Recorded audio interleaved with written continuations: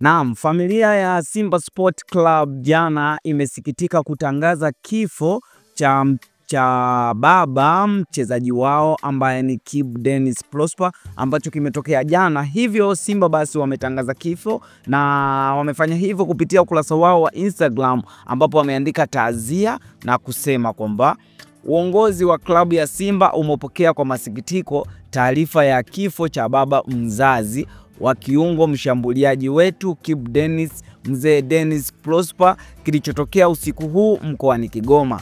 Simba inatoa salamu za pole kwa Kibu Denis pamoja na familia nzima ya Mzee Denis kwa msiba huo mzito, na tupo pamoja katika kipindi hiki kigumu cha maombolezo. Uongozi wa klabu unawaomba wanasimba wote pamoja na wanamichezo kuwa pamoja na Kibu Denis kwa sala za maombi katika kipindi hiki kigumu, ili avuke salama na kuweza kurejea kwenye majukumu yake. Na hivi ndivyo taazia ambayo imetangazwa na Simba Sport Club baada ya Kibu Denis kuondokewa na baba yake mpendwa ambaye alikuwa anaitwa Mzee Prosper. Na hivyo basi Simba wametangaza taazia, lakini bila kusahau watu wamekuwa na comment tofauti za kumpa pole Kibu Denis kwa hali ngumu aliyopitia. Lakini moja kati ya comment ni hii hapa, inasema: kwa niaba ya wanasimba fans tunatoa pole kwa mpendwa wetu Kibu Denis Prosper kwa kumpoteza baba yetu mpendwa Mzee Denis Prosper. Roho yake ilazwe mahali pema peponi na wote tuseme amen. Na hivi ndivyo ambavyo watu wamekuwa wakimfariji Kibu Denis Prosper.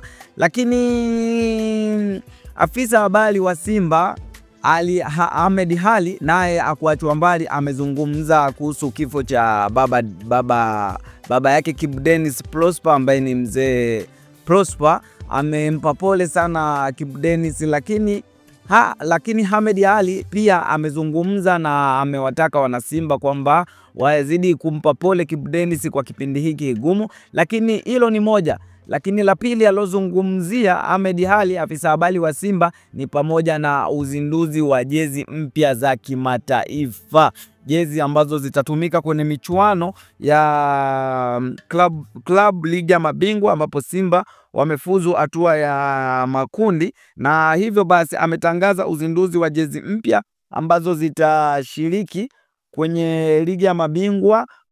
Na Ahmed Ally amezungumza kwamba jezi zitakuwa ni nzuri na jezi hazitokuwa fake. Hivyo basi amewataka wanasimba wazidi kusubiri muda wote, kuanzia sasa watazindua jezi zao mpya za kimataifa za ligi ya mabingwa. Hivyo basi amewasihi wa Tanzania kwamba wazidi kununua jezi kwa wingi. Na hii ni moja kati ya interview ambayo tumefanya naye Ahmed Ally kwenye jana, tumefanya naye Ahmed Ally jana, na hivyo amewataka wana Simba wote wajitokeze kwenye kununua jezi. Na bado amezungumza kwamba Simba ni klabu bora, wanajiandaa kutoa jezi ambazo ni bora, ambazo wananchi zijawahi kutokea. Hivyo basi hii ndio taarifa ambayo tumekuletea kwa leo hii kuhusiana na msiba, pia kuhusiana na uzinduzi wa jezi mpya. So kama wewe ni mara ya kwanza unatuangalia, hakikisha umesubscribe ili kuendelea kupata video kutoka kwetu, na huu ndo mwanzo